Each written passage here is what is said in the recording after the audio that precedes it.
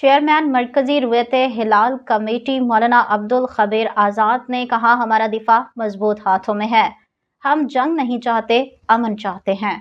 لیکن ہندوستان نے جارحیت کی کوشش کی تو 24 کروڑ عوام سپہ سالار کی قیادت میں بھارت کو شکست دیں گے۔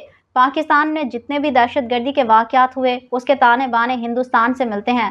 ملتان میں قومی یکجہتی کانفرنس سے خطاب کرتے ہوئے چیئرمین مرکزی رویت ہلال کمیٹی مولانا عبدالخبیر آزاد نے کہا، آج ملک پاکستان کو لے کر ہم نے آگے بڑھنا ہے، اس کے استحکام کو مضبوط بنانا ہے۔ ملک بڑی مشکل کے بعد خوشحالی کی طرف آیا۔ وزیر اعظم اور آرمی چیف کی کوششوں سے ملک میں استحکام آیا۔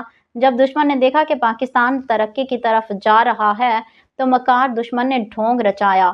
نریندر مودی نے گجرات میں قتل عام کروایا، کبھی پانی بند کرنے کی اور کبھی جارحیت کی دھمکیاں دیتے ہیں۔ اگر بھارت امن کو خراب کرنا چاہتا ہے تو ہماری قومی سلامتی کے ادارے دفاع کرنا جانتے ہیں۔ پوری قوم دفاعی اداروں کے پشت پر کھڑی ہے۔